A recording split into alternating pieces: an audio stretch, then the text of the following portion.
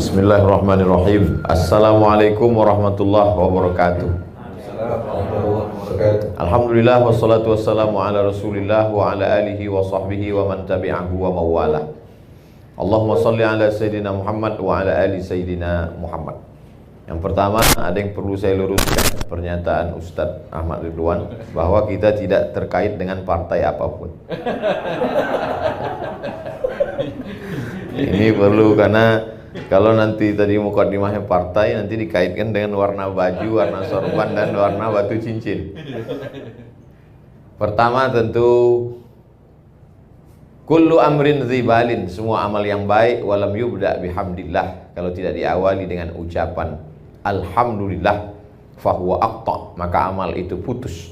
Kumpul-kumpul kita ini tidak bisa dibawa bekal menghadap Allah, itu makna putus. Hanya tinggal ya sebagai pertemuan saja. Tapi kalau diawali dengan alhamdulillah, maka dia bisa dibawa mati menghadap Allah Subhanahu wa taala. Mudah-mudahan pertemuan kita ini bisa dijadikan bekal untuk menghadap Allah Subhanahu wa taala. Kedua, berselawat kepada Nabi, karena kita bisa bersaudara itu memang betul karena Allah, tapi yang menjelaskannya Rasulullah sallallahu alaihi wasallam, diteruskan oleh para pewaris Nabi, itulah dia para ulama. Allahumma shalli ala Nabiina Muhammad wa ala ali Muhammad. Tadi Ustadz Qurtubi WA saya, mohon maaf Ustadz, ini kita agak terlambat karena jalan, karena macet, karena ini dan lain sebagainya. Saya balas sesuai dengan judul kita pagi ini. Apa judulnya Mas Rani? Ujianku jalan surga. Nanti yang saya balas, ujianku adalah jalan surga. Lengkap dengan caption ketawanya. Selama ini orang menyangka jalan surga itu adalah dengan sholat duha, sholat tahajud, sholat witir, sholat qabliyah, sholat ba'diyah. Betul, karena salah satu pintu surga namanya babus sholat. Selama ini orang menyangka masuk surga itu dengan bangun masjid, zakat, wakaf, infak, sedekah. Enggak salah, karena salah satu nama pintu surga adalah babus sedekah. Selama ini orang beramal banyak dengan cara puasa Senin Kemis. Begitu lulus puasa Senin Kemis, puasa Nabi Daud. Begitu kuat puasa Nabi Daud, dia puasa dahar. Puasa dahar itu puasa sepanjang tahun, dilakukan oleh Sayyidatuna Aisyah dengan Abdullah ibnu Umar. Puasa sepanjang tahun, tidak makan sama sekali. Tidak salah, karena memang ada pintu surga namanya Babur Rayyan, yang hanya dimasuki la yadkhuluhu illa shaimun, tidak dimasuki oleh orang yang berpuasa, kecuali orang yang berpuasa. Lalu kemudian ada orang yang setiap jengkal tubuhnya bekas tiga, bekas tombak, bekas anak panah, bekas pedang, dan dia mati jihad fisabilillah. Dia masuk pintu surga dari babul jihad, masuk dari pintu jihad. Tapi banyak orang yang keliru. Dia anggap kalau dia sudah hijrah, kalau sudah taubat, lalu dia tidak sakit lagi, dia tidak macet, sulit, susah hidupnya. Jadi banyak itu yang mengeluh ke saya pakai nomor baru, karena kalau nomor lama ketahuan. Ustadz, dulu saya sebelum hijrah adem ayem hidup saya. Setelah hijrah begitu pergi, helm hilang. Jadi kita akan salah bicara karena kita salah berpikir. Salah berpikir itu menyebabkan kita akan salah bicara, salah beramal, salah berbuat, gara-gara kita salah berpikir. Kita menganggap kalau sudah hijrah nggak sakit, kalau sudah hijrah nggak rugi, kalau sudah hijrah nggak diuji lagi. Maka ada satu pintu surga namanya Babur Radin, bab ridha. Ridha menerima ketetapan Allah Subhanahu wa taala. Dan itulah pintu yang paling tinggi. Semua penghuni surga ketika sudah masuk surga ditanya Allah Subhanahu wa taala, "Madza turidun?" Kalau bahasa kampung kami, what do you want? Penghuni surga, Ustaz Ridwan pura-pura nggak tahu aja. Wahai penghuni surga, kamu mau apa sekarang? Kamu sudah dapat surga yang dulu kamu inginkan, kamu sudah. Madza turidun? Kamu mau apa lagi? Lalu penghuni surga menjawab, ada satu yang kami inginkan, kami belum dapat. Apa itu? Ridhoka, ridho. Jadi yang paling tinggi adalah ridho. Makanya dalam Al-Quran itu setelah Allah bercerita tentang jannatin tajri min tahtihal anhar, ada taman-taman surga, kebun-kebun mengalir sungai-sungai, wa azwajum mutahharatun, istri yang suci-suci, lalu kemudian wa masakin thayyibah, tempat-tempat yang cantik-cantik, indah, semuanya lengkap. Wa ridwanum minallahi akbar, ada yang lebih besar daripada itu semua, yaitu ridho. Hanya saja penggunaan katanya di Indonesia selalu salah. Selalu dipakai ikhlas. Ya udahlah, ikhlaskan aja. Ikhlas bukan di situ letaknya. Ikhlas itu ketika sholat karena Allah, puasa karena Allah, itu ikhlas. Kalau plong menerima ketetapan Allah, itu namanya bukan ikhlas, ridha. Tapi kita udah terlanjur salah, ya udahlah, kita teruskan aja kesalahan itu. Ya udah, nggak apa-apa. Yang penting dia ngerti, dia paham. Sama seperti silaturahim. Silaturahim yang benar itu, kalau saya dengan Ustadz Ridwan, itu yang tepat adalah ukhuwah. Karena kita bersaudara, tidak ada hubungan. Yang silaturahim itu neneknya satu, ibu bapaknya saudaranya, saudara kandung, nanti ketemu pada rahim neneknya. Pertemuan cucu-cucu itu disebut dengan silaturahim. Tapi kita udah terlanjur buat silatnas, silaturahim nasional. Ya udah, kita teruskan aja kesalahan itu. Nggak apa-apa. Kalau dalam istilah kamus bahasa Arab namanya khotok syai'. Sudah salah, tapi sudah terlanjur populer. Nah, saya terus terang biasa pengajian di Jakarta biasa-biasa aja. Tapi hari ini serasa mengaji di luar negeri. Coba lihat dari baliho belakang. Masya Allah. Di mana gitu? Tolong nanti yang ngambil foto dari belakang.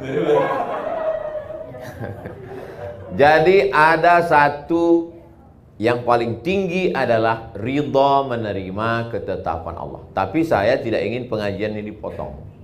Saya tidak ingin setelah kajian ini komunitas Mas Roni, komunitas Pak Arman, komunitas kita semua, jamaah Ustadz Ridwan yang menonton ini tiba-tiba pas nanti evaluasi, gimana program-program bisnis kita ke depan? Ya udahlah, kita ridho aja. Bukan itu makna ridho. Kita punya motor, motornya dibawa kajian, sampai di tempat kajian diparkir, lalu kemudian stangnya dikunci, ban depannya diikat pakai rantai besi, ban belakangnya juga diikat ke pohon pinang, pohon palem. Begitu keluar kajian, pohon palemnya disinsu orang. Maka saat itu yang bisa kita lakukan hanya ridha. Kita pukul pipi kita sampai pecah, kita tarik rambut kita, itu tidak akan kembali. Maka satu-satunya yang bisa kita lakukan adalah ridha. Ridha setelah usaha. Itu bedanya Ahlus Sunnah dengan Jabariyah. Sedangkan Jabariyah, satu kelompok, dia tidak ada usaha. Tenang aja, abang nggak kerja, terserah Allah aja. Mana tahu ada suami ibu-ibu yang mazhabnya Jabariyah. Ibu nggak usah perlu marah, diamin aja. Abang nggak kerja, terserah Allah aja. Nanti pas jam 12, jam 1 dia minta makan siang, ibu balikin. Masakan kita mana? Terserah Allah bang. Balas. Itu namanya mazhab Jabariyah. Kalau Ahlus Sunnah tidak begitu. Ada namanya al-kasbu wal ikhtiar. Kita sudah jadikan bahasa Indonesia itu ikhtiar, usaha. Setelah berusaha, ternyata tidak sesuai dengan keinginan kita. Saat itu Allah ingin menempatkan kita di satu makom. Makom artinya level, tempat. Makom itu tempat. Makom Ibrahim, tempat berdiri Ibrahim. Sampai tempat kita makom kuburan. Maqamam mahmuda. Kalau kamu tahajud di waktu malam, asa ayyab'asaka rabbuka maqamam mahmuda. Allah akan tempatkan engkau di tempat yang terpuji. Maqam artinya tempat. Level kita tinggi, namanya maqam ridha, menerima ketetapan Allah Subhanahu wa ta'ala. Sebetulnya nabi-nabi itu ditempatkan Allah di atas maqam ridha. Coba lihat Nabi Ibrahim alaihissalam. Diuji menghadapi ayah kandung Azar.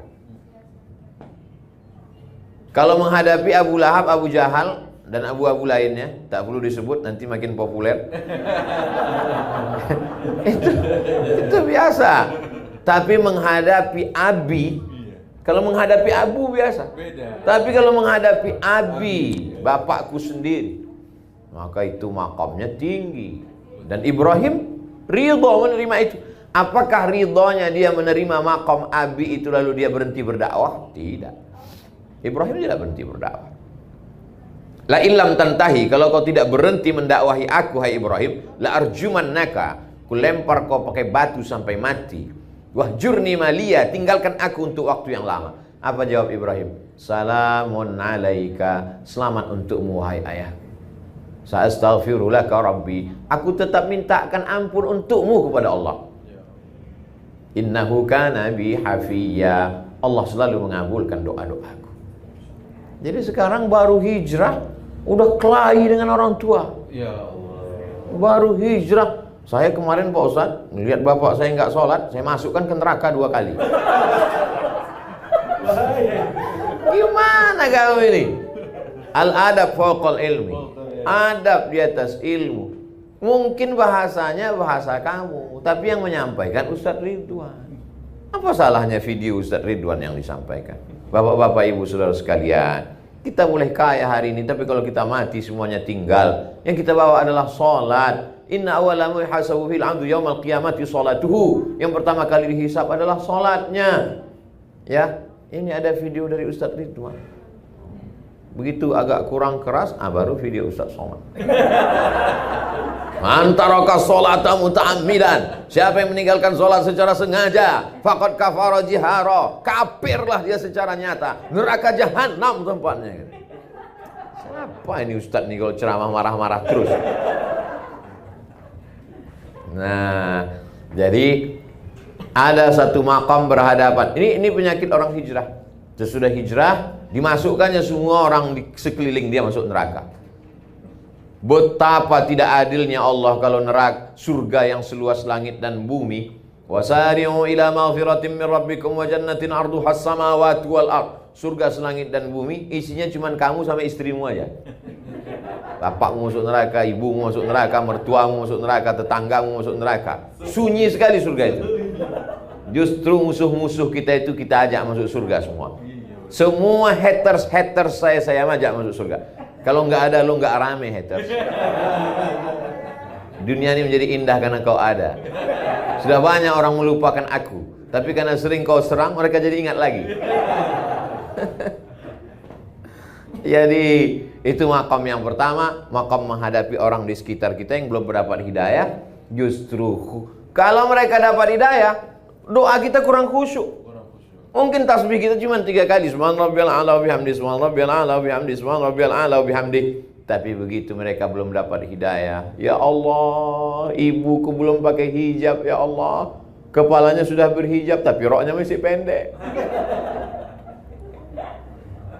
Itu yang membuat kita, sulitkah bagi Allah membuat saudara kita itu dapat hidayah? Innama amruhu idza arada syai'an ayaqula lahu kun.